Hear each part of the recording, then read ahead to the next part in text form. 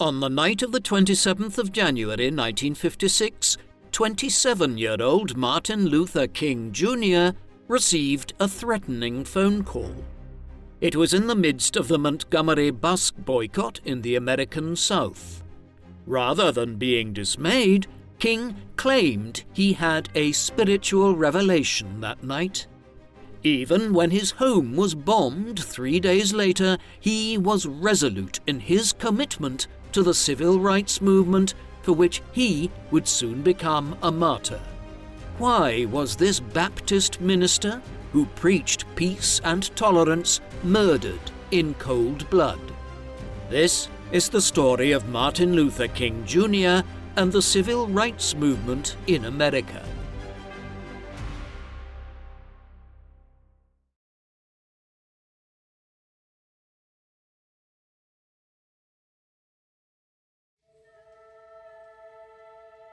The man known to history as the Reverend Dr. Martin Luther King Jr. was born Michael Luther King Jr. on the 15th of January 1929 in Atlanta, Georgia. King's father, the Reverend Michael King Sr., grew up in rural Georgia and moved to Georgia's state capital, Atlanta, in 1914, enrolling in Morehouse College aged 27 in 1926, where he trained for the ministry and joined the Reverend A.D. Williams in the Ebenezer Baptist Church as an assistant pastor, where he would eventually raise the congregation from 600 to several thousand. King's mother was Alberta Christina Williams, the daughter of the aforementioned Reverend A.D. Williams and a native of Atlanta, growing up in Sweet Auburn, one of the city's busiest black neighborhoods, in which the Ebenezer Church was located. Michael and Alberta were married in 1926 and moved into the house of A.D. Williams on Auburn Avenue, and in the 3 years between 1927 and 1930, the couple had 3 children. Martin's older sister, Christine King, born in 1927, Martin, born in 1929, originally christened Michael King Jr., and his younger brother, Alfred Daniel, who was known as A.D., and was born in 1930. In 1931, Michael King Sr. took over as pastor of the Ebenezer Baptist Church following the death of Alberta's father, the Reverend A.D. Williams, and in 1934, King Sr. was sent on a trip, which included stops in Rome, Tunisia, Egypt, Jerusalem, as well as Berlin for a meeting of the Baptist World Alliance, and whilst in Berlin at the end of the trip, King Sr. visited sites associated with Martin Luther, the Protestant Reformation leader, whilst also witnessing the rise of Nazism. Indeed, this trip had such a profound effect on the pastor that when he returned home in 1934, he began referring to himself as Martin Luther King Sr., and changed the name on his son's birth certificate to Martin Luther King Jr. in 1957, when King Jr. was 28. Martin Luther King Jr. was born into a world rife with racial discrimination, as Georgia, in the American South, was still under the influence of the Jim Crow laws, many of which were not abolished until the mid-1960s, keeping black and white Americans strictly segregated, with black people discriminated against in many other areas of society. The attempts by activists to change matters had only a limited influence in the South. For example, the 1896 Plessy versus Ferguson case, in which the U.S. Supreme Court ruled that segregation was constitutional, provided that the facilities for black citizens were of the same standard as those provided to white citizens. This became known as the separate but equal doctrine, although standards for black Americans were rarely, if ever, equal to those provided to whites.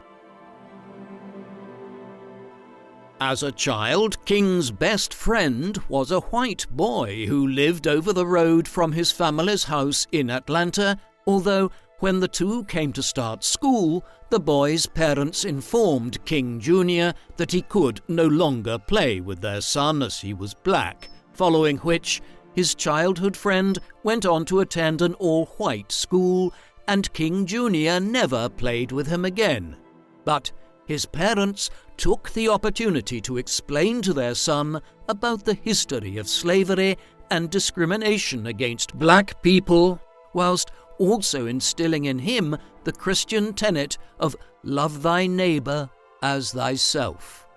King was a strong-willed child and had a quick temper, and was known to get into occasional fistfights, although he was well-liked, and throughout his youth he found comfort and love from his grandmother, Jenny Williams, who provided solace from his often volatile father, who would subject King to beatings which made tears stream from his eyes, but he would always stand strong and never sob. King Sr. would set an example to his son of how to stand up against discrimination. Once, in a shoe shop with his son, he was told that he had to stand at the back of the store. He refused, saying that he would stand and buy shoes at the front of the store, or he would not buy their shoes. Growing up a devout Christian, King could recite passages from the Bible when aged only 5. Developing an early fascination with rhetoric, he also expanded his vocabulary by reading dictionaries, and he reportedly said to his mother, "When I grow up, I'm going to get me some big words." At the age of 13, King Jr. enrolled in the Booker T High School in 1942, which was the only high school for African American students in the city and had been established following pressure from local black leaders, including King's grandfather. He gained average marks but excelled at public speaking, and one evening King took part in a debating competition in Dublin, Georgia, winning first prize. But on the bus ride home, he sat alongside his teacher, Mrs. Bradley, and when the bus became overcrowded, the young King and his teacher were ordered by the bus driver to stand in order to let a white man sit down. An incident that King would later write made him the angriest that I've ever been in my life. King graduated from high school in 1944 and enrolled in Morehouse College, his father's alma mater, aged 15, although King didn't have a clear idea as to what he wanted to do following college. He was known for his first-class public speaking abilities and had been part of the school's debating team, although initially he held only a moderate commitment to his studies. But one summer, King worked on a tobacco farm in Connecticut, a northern state which did not maintain segregation, and had his first taste of a more equal society, which instilled in King a want for equality of treatment between citizens. Thanks to our sponsor, Hungry Minds, an international group of creative artists, scientists and designers who have produced The Book, the most beautiful encyclopedia of the world's greatest inventions and discoveries, the ultimate guide to rebuilding civilization. Combining beauty, intellect and inspiration, it is, in effect, a visual journey through the history of innovation. This 400-page edition is the perfect gift from book collectors to friends, family and colleagues. This will be the ultimate talking point as a meaningful and lasting present for anyone that is important to you. The book is a beautiful artifact that will be an heirloom and priceless addition for any family. It would truly make the ideal present for the person who thought they had everything. We love the intricate and beautiful illustrations, especially the section on spices, and the part on the invention of the bicycle was amazing. This bestseller is printed using high-quality lithographic printing with soy-based inks for exceptional colour and detail. The cover features silver embossing and expertly sewn binding for elegance and long-term durability. Made by Hungry Minds, a group of entrepreneurs and talented creatives creating unique cultural projects. Now you can purchase the perfect premium gift for curious minds, giving a gift that is a meaningful, lasting repository of ideas. For the unique holiday gift that will inspire curiosity and inspiration long after the holidays are over.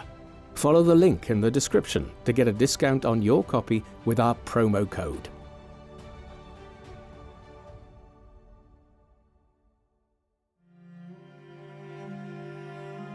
Travelling home, King changed trains in Washington, D.C., and whereas in the north, King had been able to sit anywhere he wished, on the second leg of his journey, King was forced to sit in a black-only area of the train, an experience which added to his growing sense of injustice. When coming to choose a career, King was inspired by his grandfather, A.D. Williams, a pastor, and a founding member of the Atlanta chapter of the National Association for the Advancement of Colored People, or NAACP, a civil rights movement originally founded in 1909. He was also inspired by his teacher, Dr. Benjamin Mays of Morehouse College, to become a minister.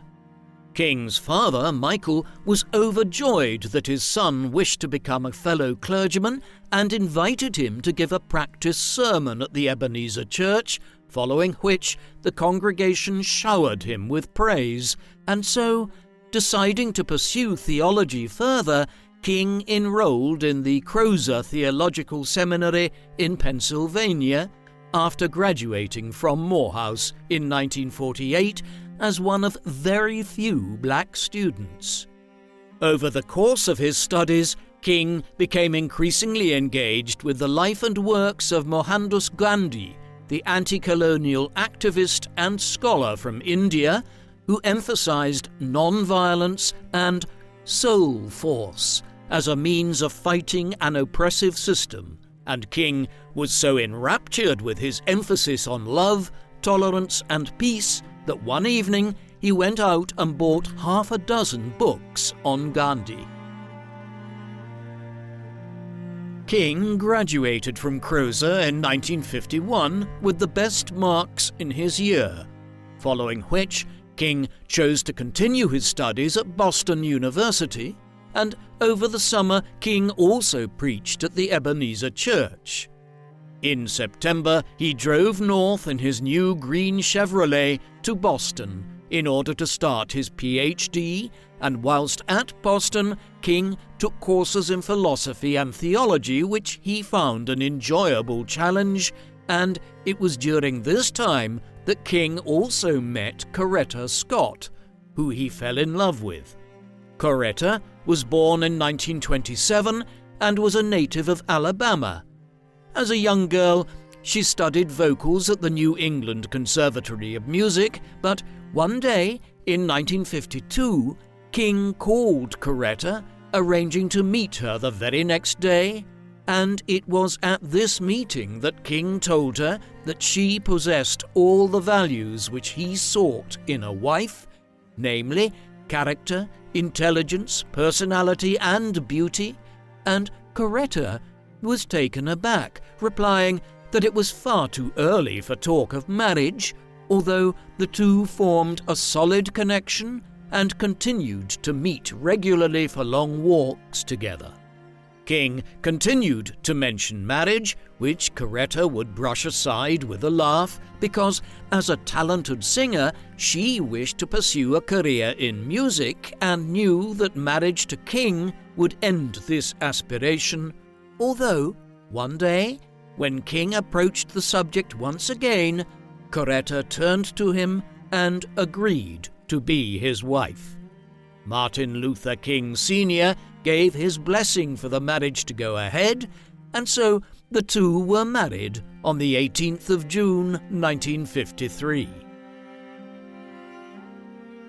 Towards the end of his PhD course, King was flooded with offers of employment from both Boston University and Morehouse College, and although tempted by the offers, he instead decided to join the ministry. King subsequently applied for the position of pastor at the Dexter Avenue Baptist Church in Montgomery, Alabama, giving his first sermon at the church in May 1954, where his eloquent and academic style was very well received.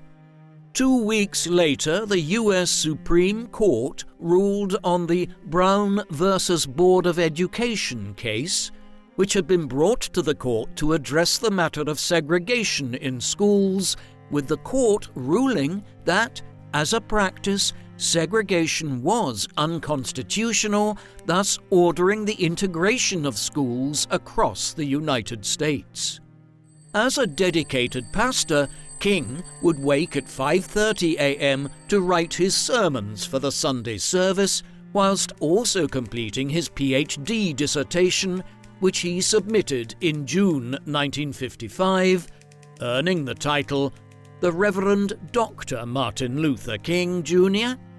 and his settled and happy family life would become even happier when, in November, King and Coretta welcomed their first child, Yolanda. However, 1955 was soon to become turbulent when, on the 1st of December, a black woman named Rosa Parks refused to give up her seat to a white man whilst riding the bus home from work, whereupon the bus driver called the police and she was arrested, following which Parks called Edgar Nixon, president of the Montgomery chapter of the NAACP, who used Parks' treatment as a spark for protest for equal civil rights. One of the first people Nixon called was Martin Luther King, Jr., who was one of the most prominent black clergymen in the city by this time, and they convened a meeting the next day, Friday the 2nd of December, at which it was decided a boycott of all buses would be called, set for December the 5th, with ministers spending the weekend encouraging their congregations to obey the boycott and refuse to take the bus into work. Volunteers worked late into the night distributing leaflets and pamphlets, although on the morning of the 5th, King woke with great concern that the boycott would fail for fear of retribution from organizations like the Ku Klux Klan, as well as the practical matter of how people would get to work, reasons that could potentially destroy all possibility of a boycott. King pulled back the curtains of his living room to see silent bus stops and empty buses rolling past his house. The boycott, despite all his fears, had been a success, and so, in the light of this, the same evening, a meeting was convened, and the Montgomery Improvement Association, or MIA, was formed, which decided that the boycott should be continued until the bus companies employed black drivers, allowed black seating to be protected, and ended the abuse of black passengers. The protesters were encouraged by King to remain peaceful and to endure the abuse levelled against them without responding in kind, and so the boycott continued, and concerned city administrators tried their hardest to force an end to the movement, attempting to arrest taxi drivers for offering protesters lower fares, the same price as a bus ticket for wherever they needed to go in the city. But King responded and circumvented the city's ploy by organising a carpool. In February 1956, King was to suffer a far more violent retribution when his house was bombed, and although Coretta, baby Yolanda, and King were all unharmed, his home had suffered significant damage. In response to this, black protesters gathered outside King's home with torches and bottles. Some even had guns, following which King stood upon his splintered porch and raised his hand for silence, ordering those gathered to lower their weapons, and speaking passionately to the crowd, he re-emphasized the virtue of peaceful protest, telling those gathered there, quote, "We must meet hate with love." News of King's actions had reached far and wide and led to the Fellowship of Reconciliation, or the FOR, a British organisation based in New York, which was committed to civil disobedience as a form of protest, sending a representative, Glenn Smiley, to meet with the MIA in Montgomery. Smiley taught protesters the tactics of civil disobedience, or how to apply peaceful pressure to state systems, and how to cope when attacked, arrested, spat at, or insulted. But the police continued to harass protesters and arrested those in carpools for minor speeding and parking offences, with King himself arrested by the police for driving at 30 miles an hour in a 25-mile-an-hour zone, although the boycott continued undeterred and Montgomery authorities were unable to bring it to an end.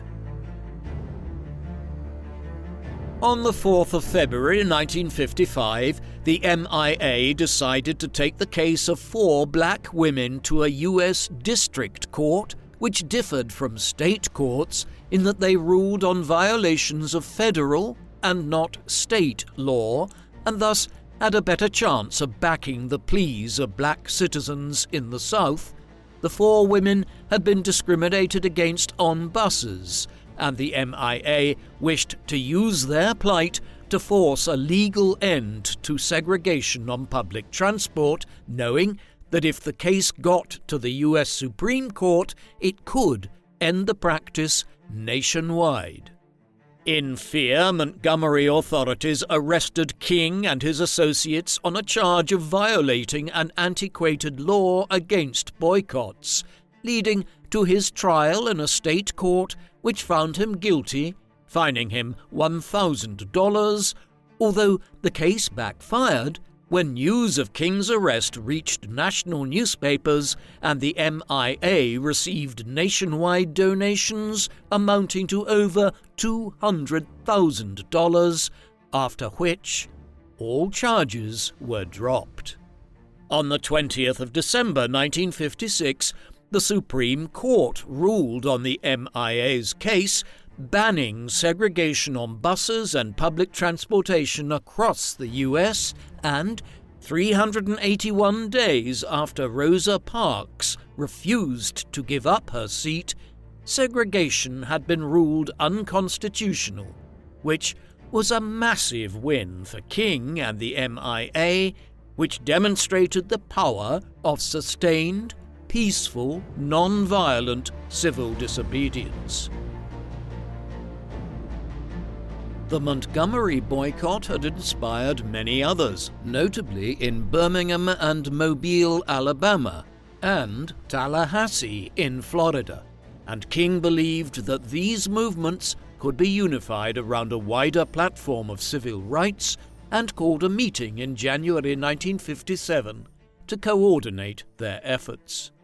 During the conference, King's aide and close friend, Ralph Abernathy, got a call to say his church had been bombed as one of many attacks levelled at black churches following the Supreme Court ruling performed, in part, by the white supremacist organisation the Ku Klux Klan, or KKK, who burned crosses and organised arson attacks against stores and churches in retaliation against the peaceful protests of the MIA. When they learned of the attack, Abernathy and King left Atlanta and headed back to Montgomery, although they made sure to call another meeting in New Orleans before their departure. This second meeting in the Louisiana city of New Orleans led to the establishment of the Southern Christian Leadership Council, or SCLC, with King elected president and Abernathy elected treasurer. The first move of the SCLC was to contact President Eisenhower and ask him to use his power to enforce the Brown versus Board of Education ruling against segregation in schools, which remained largely ignored in many areas of the South, and although the SCLC wrote to the White House twice, they were ignored on both occasions. Following this rebuff from Eisenhower, the SCLC were invited to a joint NAACP and trade union-led prayer pilgrimage for freedom, which was organized by A. Phillips Randolph and Roy Wilkins, to which King agreed, and the SCLC joined the movement, planning to march on Washington, D.C. on May 17, 1957, this date selected as it marked the anniversary of the Brown versus Board of Education case 3 years earlier. On the 17th of May, 20,000 people showed up at the National Mall in Washington, D.C., and gathered before the Lincoln Memorial for a day filled with music and speeches. With King proving to be the star of the show, he used his speech to plead with the federal government to uphold the 15th Amendment, passed in 1869, to give black citizens the right to vote, as it was being violated by southern state governments who introduced ID checks and tests designed to disenfranchise black voters. The events of the 17th of May elevated King to the head of the civil rights movement, with one African-American newspaper, the New York Amsterdam News, proclaiming King to be, quote, the leader of 16 million Negroes in the United States. Following the pilgrimage, Vice President Richard Nixon agreed to meet with King, and although the meeting had no direct effect, it demonstrated that through organization and peaceful protest, the SCLC and the wider civil rights movement could appeal to the highest authorities in the land. Following his speech at the Lincoln Memorial, King was in demand to give speeches all over the U.S., which he did in order to raise funds for the SCLC, meaning he was seldom at home after mid-1957, leaving Coretta to raise their children, now including baby Martin III, born the same year in October. During this time, King did find time to write his first book, entitled Stride Toward Freedom, The Montgomery Story, which was published by Stanley Levison, an early white supporter of the civil rights movement, and following the publication of his book, King embarked on a book tour designed to raise funds for the civil rights movement. However, in 1958, when in Harlem, New York, he was stabbed by a black woman, Isola Curry, who approached him at his signing table asking, "Are you Martin Luther King?" When he replied yes, she plunged a steel letter opener into his chest. King was rushed to hospital, and Curry was detained and later declared criminally insane and transferred to a secure mental hospital, but mercifully, King survived, although this was only the first of many brushes with death he suffered. In 1959, when approached by a charitable organization who offered to pay for him to visit India, King Jr. and Coretta embarked on a month-long trip to the country, meeting with Prime Minister Nehru, who had been a close friend of Gandhi, and, whilst there, he placed a wreath at the tomb of his hero, who was seen as the very heart of the nonviolence movement, and was now widely championed by civil rights activists in the US. Upon his return to the US later in 1959, King was informed that the SCLC was almost bankrupt, leading him to immediately undertake a speaking tour to raise emergency funds, with the realization that without his direct leadership, the SCLC would be unable to flourish. In November 1959, he resigned from the Dexter Avenue Church as pastor, knowing that his focus should be the SCLC and the championing of civil rights, stating in his last sermon as pastor that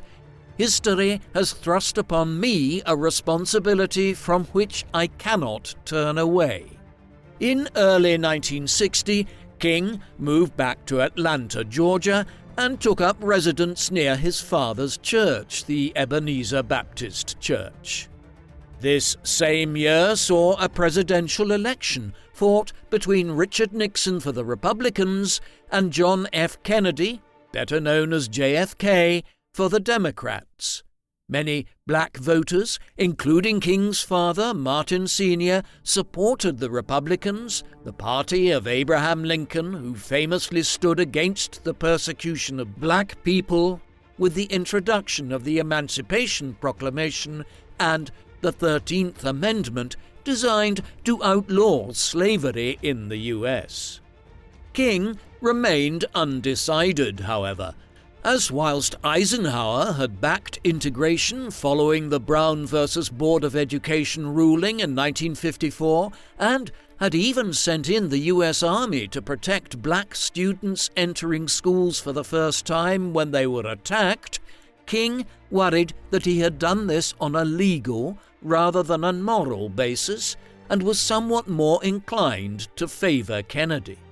JFK, as a presidential candidate, requested a meeting with King in mid-1960, to which King agreed, but informed the Democrat campaign that he would also seek a meeting with Nixon in order to remain balanced between the two parties, although, on learning this, Kennedy's campaign called off the meeting, fearing that it would boost Nixon's already high poll in the black community.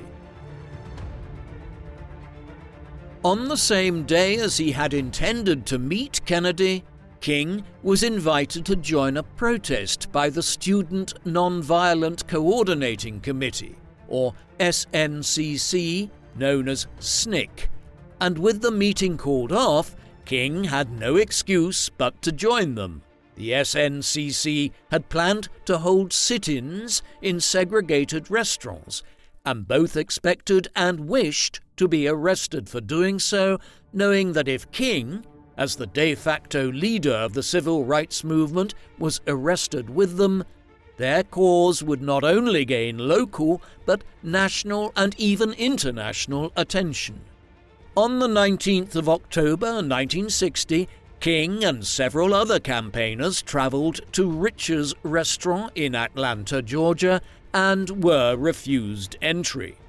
They remained in place, and the police were called, with all protesters, including King, arrested for trespassing. But William Hartsfield, the mayor of Atlanta, one of only a few progressive administrators in the South, was appalled to learn that King had been interned in one of his jail cells, and Hartsfield used his influence to get all charges dropped against the protesters, although the offence King was charged with remained. When caught speeding some weeks later in 1960, King was arrested again, brought before the Alabama State Court, and charged with 2 offences: speeding and trespassing, and was sentenced to 4 months' hard labour in the state penitentiary without bail, the news of which made Coretta King collapse in tears.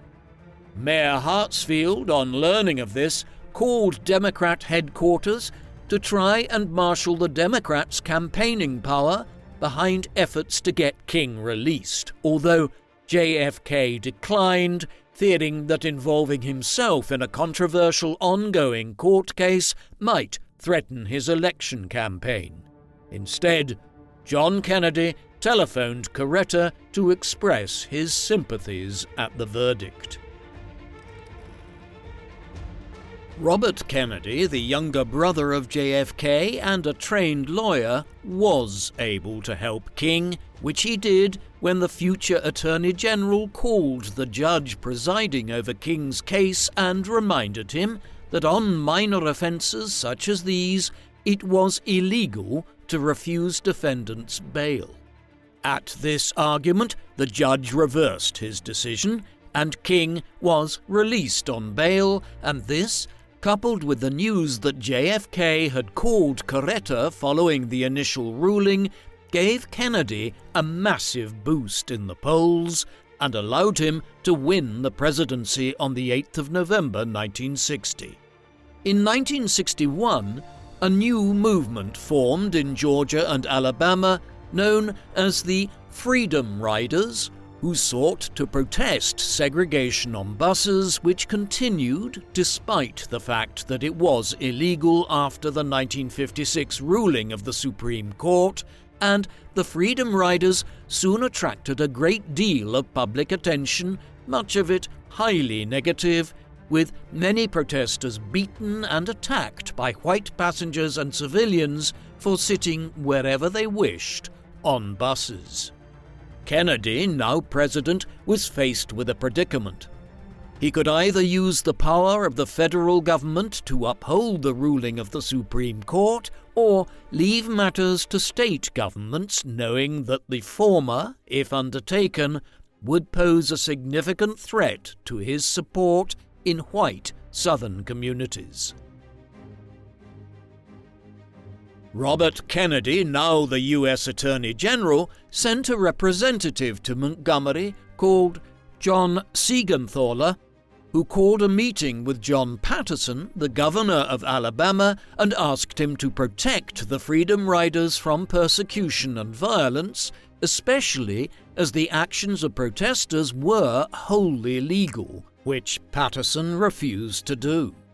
The next week, Klansmen of the Ku Klux Klan ambushed Freedom Riders in a bus station in Montgomery, Alabama, leading to a mass brawl, with Siegenthaler arriving in the midst of the battle, being knocked unconscious. This was one of the first incidents in which white citizens joined black Americans in fighting against the Ku Klux Klan.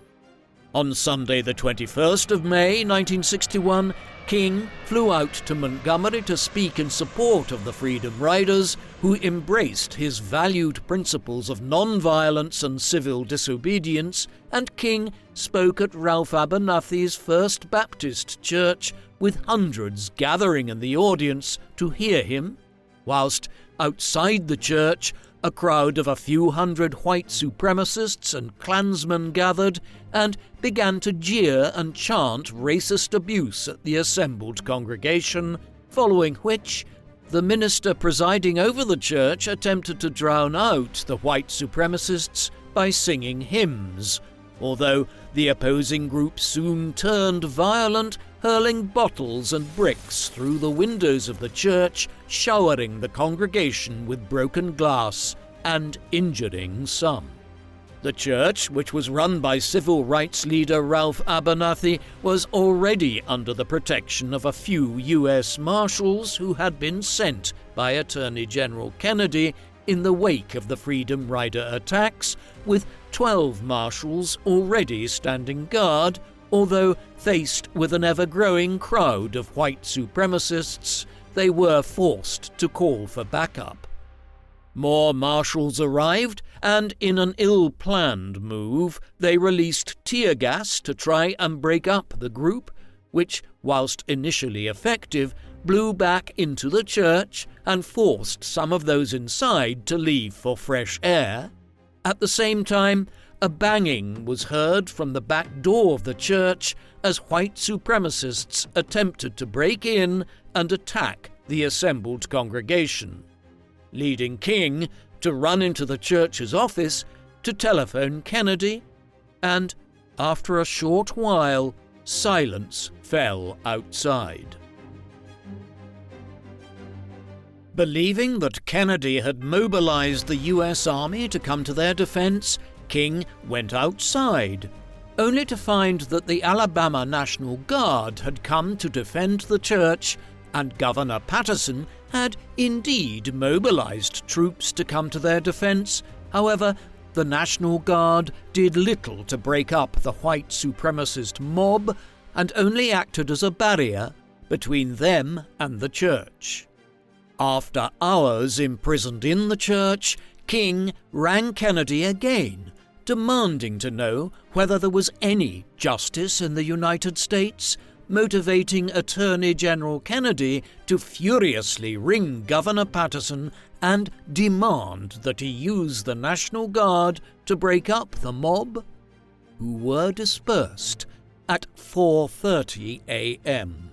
In December 1961, King received an urgent request to speak from Dr. William Anderson, the leader of the Albany movement, a civil rights group based in Albany, Georgia, who had formed to increase black political engagement and turnout, which gained, however, only limited success, in part due to mass preemptive arrests performed by the city's police department.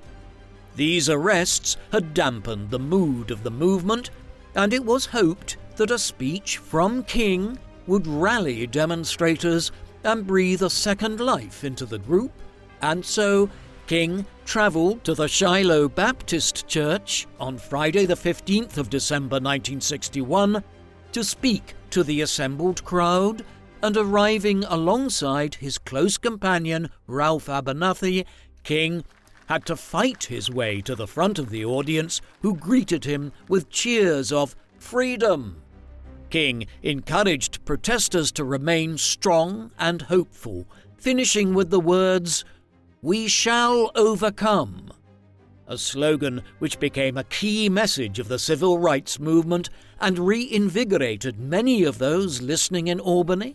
And whilst King had planned to return to Atlanta that evening, he was convinced by Anderson to stay for a march to City Hall the following day. Saturday's protest was a disaster, with King and 250 other protesters arrested for parading without a permit, and King refused bail and vowed to remain in jail until Albany was integrated and segregation ended, with Abernathy also charged but posting bail, as he was due to give a sermon the next day, which was a Sunday. 2 days later, King was informed that the mayor of Albany, Asa Kelly, had agreed to drop charges against the protesters and meet with members of the Albany movement, but only on the condition that King posted bail and left the city, as King's internment had brought mass criticism to the city's administration, and they were keen to remove themselves from the spotlight. King agreed and returned to Atlanta, although on his arrival he was angered to learn that Albany's government hadn't kept their pledge and had failed to meet with representatives of the Albany movement. It had been a ruse designed to remove King from town, and so King and Abernathy returned to Albany in February 1962 to stand trial for parading without a permit. Both were found guilty and given a choice between a $178 fine or imprisonment for 45 days, both choosing the latter, knowing that it would return media and political attention to Albany. The president once again wished to help, but was concerned over the loss of support in the South which his intervention would bring, and 3 days after their trial, King and Abernathy were both released, and, confused, they were informed that a well-dressed Negro had paid their fines, and it later transpired that the Negro was in fact a white man employed by Mayor Kelly in order to remove King and Abernathy from jail and the spotlight. To which King later said, "This is the one time I'm out of jail, and I'm not happy to be out." Undeterred, King returned to Albany in July for a third time with a team of SCLC staff members, and when Mayor Kelly refused to meet with them, King pledged to utilise Gundian techniques and fill up the jails whilst, quote, turning Albany upside down. And on the 20th of July, Albany officials called for an injunction, or effective ban, on protests from the SCLC, although this ruling was reversed by a federal district court 4 days later, allowing the march to go ahead as planned. On the 25th of July, some 2,000 demonstrators were riled when a black woman delivering food to SCLC protesters was beaten and jailed. An unprovoked intervention by the police which angered the crowd so much that they violated King's rule of nonviolence and attacked the police with rocks and bottles. King was appalled and called for a day of penance in order that protesters could repent for their violent actions, a move which made King unpopular within the Albany movement, some of whom were beginning to disagree with his non-violent stance, and many of whom viewed the SCLC as muscling in on their protest and attempting to dictate to them how they could run it. In light of this, King and Abernathy planned to leave Albany and held one final prayer meeting outside of City Hall the evening before their departure. However, they were both arrested for causing a public disturbance, being incarcerated for 2 weeks, and forced to pay a $200 fine each after being found guilty at trial, although both were released after a short period so as to save the city's administration from more unwanted press attention.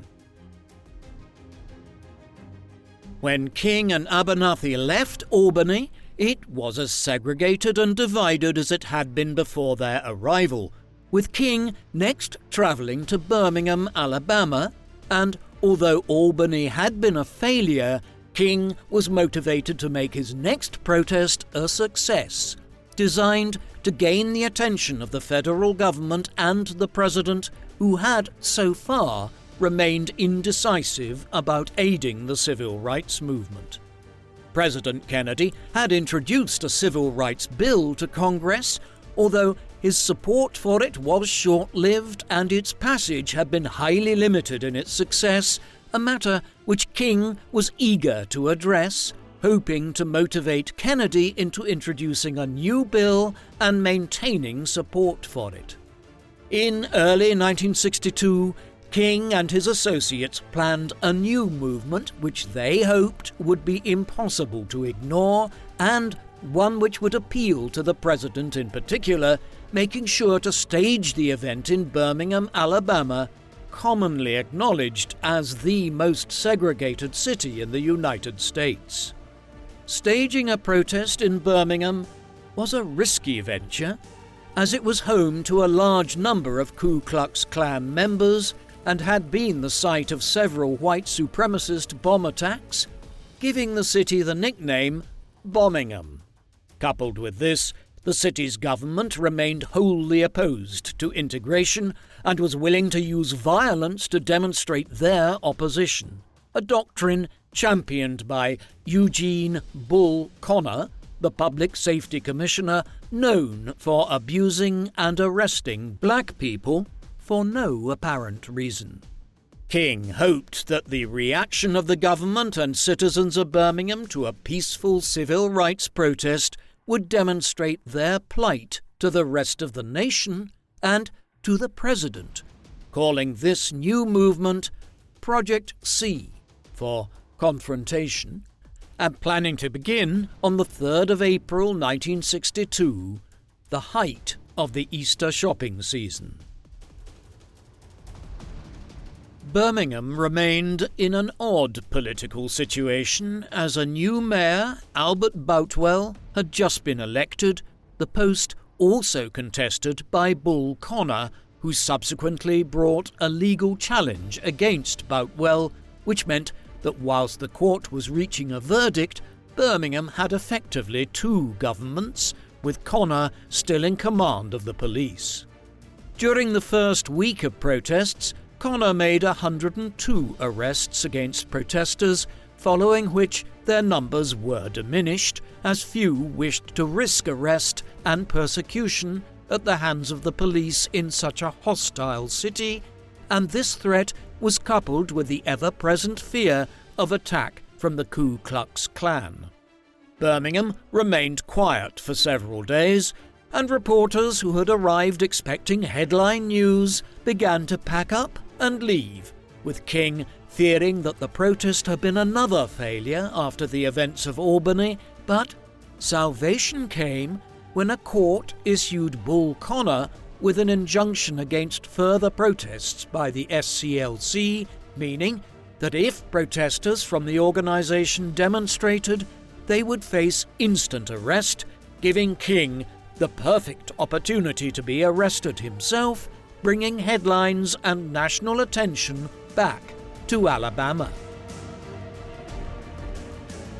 King called an immediate press conference and informed the media that he would be leading a march on the 12th of April, Good Friday, stating, "I am prepared to go to jail and stay there as long as necessary." And on Good Friday morning, King led 50 protesters out from SCLC's offices in Birmingham and began to lead them toward City Hall. But he was soon arrested and interned in a police van, an event captured by photographers and soon splashed all over the front pages of national newspapers, successfully bringing hoped-for and much-needed attention back to the plight of the protesters in Alabama. Coretta was disturbed to hear that her husband had once again been arrested, a feeling exacerbated by the birth of their fourth child, Bernice, only 2 weeks earlier. And whilst King was usually quickly in touch with Coretta after being jailed, this time he did not make contact. And after 2 days with no news, Coretta telephoned the White House. President Kennedy called her back the following day and assured her that her husband was well and that he was working to get him released, following which King was let out of solitary confinement and allowed to call his wife. 8 days later, King and Abernathy both posted bail and were released from prison in order to consult with their lawyers in anticipation of their trial set to happen 2 days later. The court found them in contempt of the law, although when informed that Abernathy and King planned to appeal their sentences, the court set them free with no punishment, as city authorities wished to avoid any more negative attention in the press, which would result from a sustained court case. During the time that King was incarcerated, 8 white clergymen in Birmingham wrote a letter which was published in the Birmingham News criticising the SCLC and calling on the black community to boycott the protests, whereupon King, while still interned in a jail cell, wrote an impassioned 6,500-word response entitled Letter from Birmingham City Jail, justifying the protests and calling for solidarity and support for the movement, a document which became one of the principal works of the civil rights movement. Whilst King had been imprisoned, his aide, James Bevel, formed a plan to use children as protesters in their next march, which he suggested to King whilst visiting him in Birmingham jail, and although he was at first hesitant due to concerns for the children's safety, King eventually agreed. Bevel planned the march for the 2nd of May, and on that morning, over 1,000 children of elementary and high school age gathered at the 16th Street Baptist Church, first to hear King speak, and then to march through the centre of Birmingham, clapping and singing, "We shall overcome." The protest lasted for 4 hours, and many of the children knelt and prayed as they were arrested, embracing the doctrine of nonviolence as encouraged by King, but so many of the children were arrested that Chief Connor was forced to use school buses to transport them to the city's police stations. Bevel had organised another wave of protesters for the afternoon, although their sustained pressure led to the reform of police tactics, which soon became far more violent, with the use of fire hoses and dogs used against children and the crowds who gathered to cheer them on, and the images of officers using fire hoses to push children to the ground, and the use of violence against a peaceful, youthful crowd enraged and terrified the American public when they were shown on the front pages of national newspapers, and letters came flooding into the White House from all over the country, from concerned citizens demanding that something be done. Attorney General Kennedy sent a representative, Burke Marshall, to Birmingham to address the situation, which had become more volatile after the children's protest, which had breathed new life into Project C, with thousands of protesters turning out to march in outrage at the violence the city employed against their children. This weight of pressure was too much for Birmingham's officials, and they announced that they would be active in promoting and supporting integration in line with federal law, whereupon King called off Project C, which had been a great success. There followed an uneasy peace, with Bull Connor denouncing King as a rabble-rousing Negro and calling for all white citizens to boycott stores who embraced integration. The situation grew worse when on the following night around 1,000 Ku Klux Klan Klansmen gathered outside of the city and proclaimed that both the protesters and the city's government were responsible. The Ku Klux Klan bombed the Gaston Motel in which King and his aides were staying, as well as the church of King's brother, A.D. King, a Birmingham pastor. The black protesters were appalled and rioted in response, which, when over, left 35 black people and 5 whites injured and 7 stores ablaze. Kennedy was fearful that this violence would erupt around the U.S. and made a speech in which he threatened to use federal force, including the U.S. Army, to restore order if needed, which had the intended effect and calmed the situation in Birmingham, and the scenes there proved to be a turning point in the civil rights movement, with ever greater numbers of people turning out to hear King speak and to attend marches, thus attracting greater attention from President Kennedy and the federal government.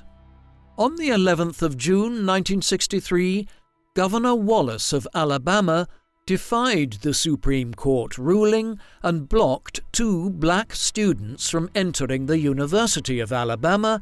even standing in person outside the doors to the university, and, upon learning of this, President Kennedy took command of the Alabama National Guard, with their commander approaching Wallace and ordering him to stand down on behalf of the president, which he did, but the university was the last to integrate in the U.S. The brutality of the public and the police against protesters in Birmingham convinced President Kennedy that he had to act in support of the civil rights movement, and on the same night in June, he submitted a new civil rights bill to Congress. This came as a welcome surprise to King, who nonetheless remained committed to his new plan, The March on Washington for Jobs and Freedom, which he organised alongside A. Randolph, the architect of the Prayer Pilgrimage for Freedom in 1957, and they planned it for the 28th of August, 1963. The morning of the 28th saw many civil rights organisations and religious groups gather on the National Mall in Washington, D.C. before the Lincoln Memorial. The organisers had hoped for 100,000 attendees, but were shocked when 250,000 arrived, and around noon speeches were made from the steps of the Lincoln Memorial to the crowds, which now stretched all the way back to the Washington Monument by the Archbishop of Washington, A. Philip Randolph, and most memorably, from King. What followed was one of the greatest political speeches of all time. "I have a dream," King started off in formal style, but soon turned to an informal tone when he sensed that this would be more appropriate. The speech, like the rest of the day, was joyful and uplifting, encouraging all those listening to imagine a world, quote, "in which people will be judged not by the colour of their skin, but by the content of their character." Kennedy was concerned about the possibility of violence at the protest and had 4,000 troops on standby in Washington, D.C. itself, with a further 15,000 paratroopers on standby in North Carolina. However, they were not needed, and the protest remained peaceful and well-natured. The day ended with King and others receiving the assurance of the President that he would do everything in his power to make sure that the Civil Rights Bill was passed. On the 22nd of November 1963, President John F. Kennedy was assassinated whilst travelling in a motorcade in Dallas, losing King, one of his greatest supporters in government, and a good friend. President Lyndon B. Johnson, who succeeded Kennedy, said in his first presidential address that the greatest way to honour JFK would be the passing of the Civil Rights Act, the continuing importance of which was thus made clear. Whilst the U.S. Senate was debating the act, protests against segregation in St. Augustine, Florida, had erupted into even greater violence than that of Birmingham, with cattle prods, acid, bombs, and automatic weapons used against peaceful protesters by the police and members of the Ku Klux Klan, who attempted and failed to kill King by firing on his beach house. On the 19th of June 1964, the Senate passed the act, following which King joined President Johnson in the East Room of the White House to witness it being signed, and the provisions against segregation in public places and discrimination in work and education were now law, representing one of the greatest achievements of the civil rights movement. Following this momentous achievement one weekend in October 1964, King was recovering in hospital after suffering from exhaustion when he was called by Coretta, who informed him that he had been awarded the Nobel Peace Prize for his actions in the civil rights movement. King travelled to Norway to receive his prize, stopping in London to visit Parliament and St. Paul's Cathedral, becoming the first non-Anglican ever to preach in the church, and he arrived in Oslo to receive his prize on the 10th of December 1964, after which he donated the accompanying $54,600 prize money to the civil rights movement. On his way home, King stopped off at the White House to meet with President Johnson and implored him to support a new voting rights bill, as many black citizens in the South continued to face grave discrimination and the denial of the vote, but Johnson declined. On the 2nd of January 1965, King stood before a crowd of 700 in the Brown Chapel Church in Selma, Alabama, using his speech to invite those gathered to join an SCLC march against the disenfranchisement of black citizens, as black voters came up against many barriers which prevented them from voting, such as tests skewed to benefit white citizens only, or placing polling stations away from black neighbourhoods, all of which were legal constitutionally, but a de facto violation of the 15th Amendment. On the 18th of January, the SCLC led protests consisting of around 400 people to the Dallas County Courthouse in Alabama, with King and John Lewis, the head of the SNCC, in the lead, whereupon they demanded to register as voters en masse. However, the police chief, Jim Clark, was a man known for using clubs and cattle prods against civil rights protesters, and he demonstrated this violent streak the following day when he shoved a black female protester over, a moment photographed and printed in both the New York Times and the Washington Post. The SCLC decided to respond to this incident, as well as the subsequent killing of a black man by white supremacists in the nearby town of Marion, with a march from Selma to the state capital of Montgomery, a distance of 54 miles, and a second march which would take place over a number of days. The initial march was set for Sunday the 7th of March 1965, but King was unable to attend, so it was led instead by John Lewis of the SNCC, but the march was unsuccessful, as when protesters reached the Edmund Pettus Bridge on their way to Montgomery, they were greeted by state troopers who attacked them with clubs and tear gas to halt their journey,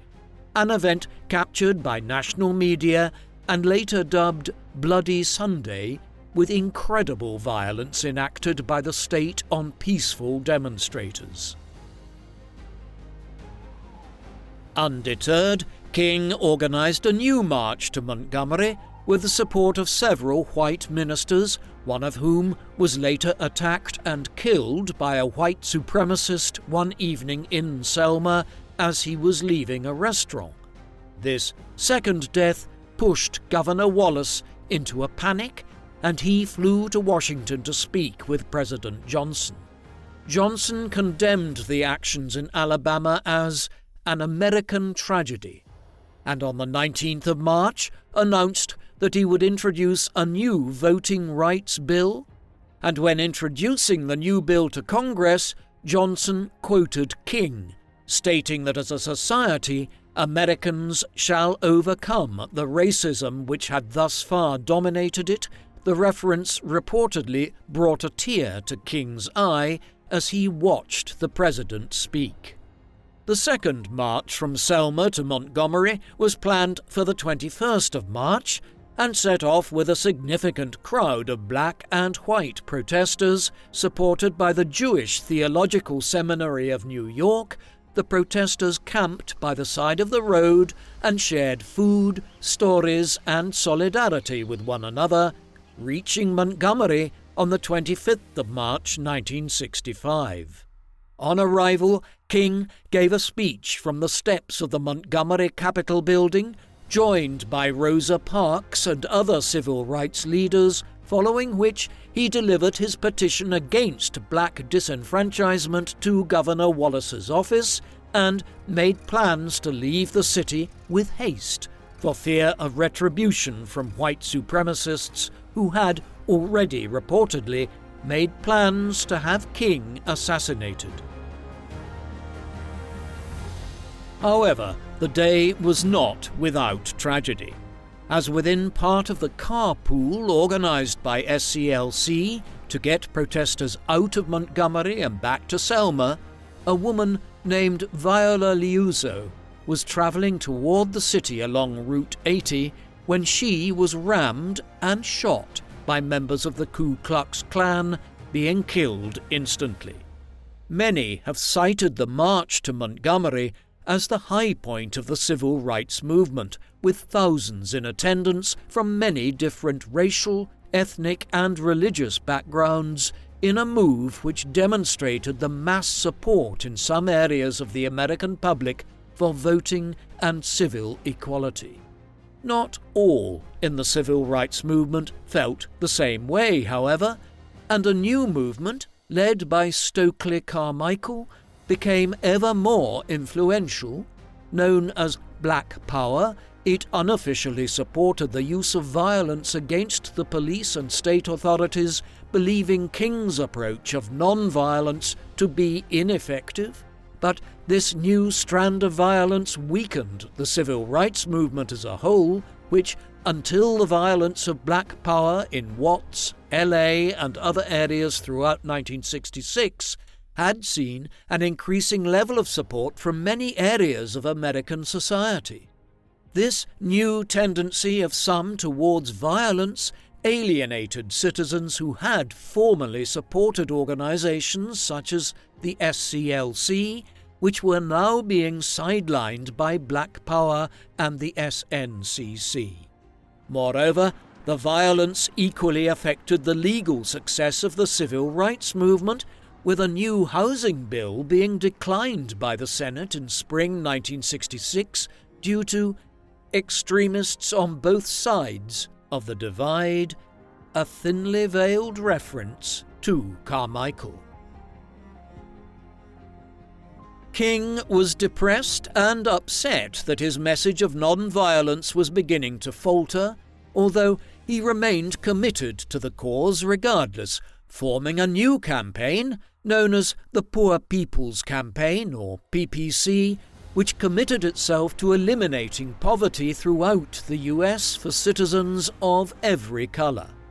A new march on Washington was planned by King as part of this campaign, as he wished to use it as a springboard for the return of non-violence as the founding creed of the civil rights movement, and whilst working on plans for the PPC, King was invited by the Reverend James Lawson to join a sanitation workers' strike in Memphis, Tennessee, to which King agreed, as this would demonstrate the plight of the poor as part of his new campaign. King addressed a crowd of 15,000 in the Memphis Mason Temple on the 18th of March 1968, and although only planning to spend a single day in Tennessee, King was invigorated by the crowd, who embodied his message of peace and non-violence in a manner which reminded him of the pre-Black Power period of protest, and, vowing to return, King flew back to Memphis on the 3rd of April 1968, intending to hold a non-violent march in favour of better working conditions and protections for black sanitation workers. He checked into the Lorraine Hotel in a black neighbourhood of the city alongside aides and his close friend Ralph Abernathy, and, speaking that night, King encouraged workers to persevere in a non-violent and peaceful manner, stating, "I've looked over and I've seen the promised land. I may not get there with you, but I want you to know tonight that we, as a people, will get to the promised land." Later that evening, King stepped out of his motel room, which he shared with Abernathy, onto the balcony of the Lorraine Motel, whereupon he was shot in the neck, and Abernathy ran out to find his friend unconscious and bleeding. King was rushed to hospital, but doctors were unable to save him, and he died at 7:05 p.m. on the 4th of April 1968. King's killer, James Earl Ray, was an escaped convict from the Missouri State Penitentiary and fired his shot from the bathroom of a building opposite the motel, but he was subsequently caught by the FBI and sentenced to 99 years in prison, and President Lyndon B. Johnson, on hearing of King's death, declared a national day of mourning, with riots erupting in response in cities such as Washington, D.C., Baltimore, and Detroit.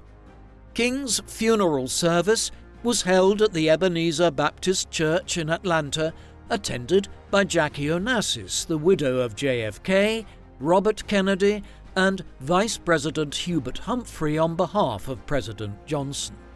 Robert Kennedy, now a presidential candidate, spoke to a black crowd in Indianapolis just after King's death and soon became aware that they did not know of King's assassination, whereupon he informed them in an unscripted address emphasizing King's message of nonviolence, ensuring that Indianapolis was one of the only major cities to experience no violence after King's death. Coretta King continued her husband's work diligently and led the march on behalf of the Memphis sanitation workers and the PPC only a few days after the death of her husband. Martin Luther King Day is celebrated in the US on the third Monday of January every year, and a memorial to him can be found off the National Mall in Washington, D.C. He remains remembered by many as the conscience of his generation, and as a man who led millions of fellow Americans forward into his dream of a more equal future. King's message of non-violence remains a powerful one, and his form of protest, tenacity, and peaceful disposition make him one of the most inspirational activists of modern times. What do you think of Martin Luther King Jr.? Does his vision, courage, and commitment to justice serve as an invaluable lesson to everyone, or is his advocacy for non-violent change and his wish for a society free from discrimination still very much a distant dream? Please, let us know in the comment section. And in the meantime, thank you very much for watching.